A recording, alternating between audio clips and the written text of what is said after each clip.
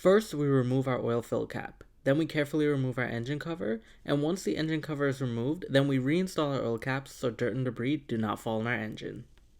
Now we unplug the sensors on our intake duct as well as our airbox. Then we use a Torx bit, and that will help us remove all the screws holding on our intake box. Next, we loosen the clamp holding the intake box to the duct. After removing the top of the intake box, we then remove the air filter, followed by the lower portion of the air box. Before removing this mount, we need to use our jack with a block of wood under the oil pan. This method is used to support our engine, and the block of wood helps distribute the weight evenly. Now that our engine is supported, let's remove our mount. The first 4 bolts are easy to access with our electric gun. For our final bolt, we need to use a wrench. Now carefully snake our mount out of the area. Next, we work on the bracket, and there are 3 bolts to remove that, so let's go. Now we remove our bracket to reveal our water pump pulley. This is our belt tensioner, and we use a ratchet to help us slacken the tension on the belt. Also, look at the wobble on this water pump pulley. This bearing has failed. Before removing our serpentine belt, it is wise to loosen the 4 10mm bolts holding on the pulley to the water pump. Now using a long 3/8 ratchet, we insert our ratchet into the belt tensioner to release our belt. Man, this bearing is so bad. I'm glad we caught this on time before our friend gets stranded.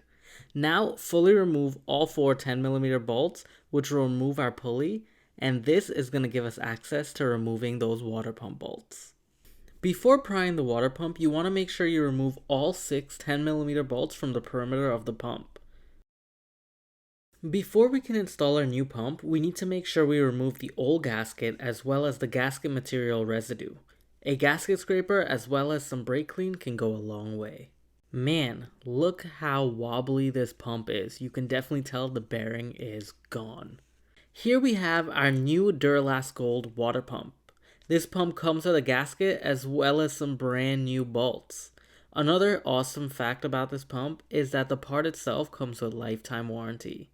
Let's get to installing this. After thoroughly cleaning the mating surface, we work on installing our new pump. It's the same process as removal, just everything is in reverse. No need to worry about mixing up the bolts because everything is the same size. Now let's reinstall our pulley and tighten down all 4 bolts. Then we reinstall our serpentine belt. Make sure to double check these bolts with the tension of the serpentine belt.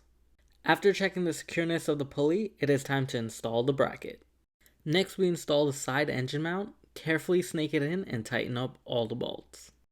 Once the bolts are tightened, now it's time to lower the jack. Next we install our lower air box, then the filter, followed by the upper box. Then we connect our intake hose and tighten up the entire air box. Now we connect our harness and tighten down our clamps holding on our intake. Next we reinstall our engine cover back into its respective place. Finally, we add coolant into our reservoir bottle and take the vehicle on a road test. Make sure to check for leaks, and that's a job well done.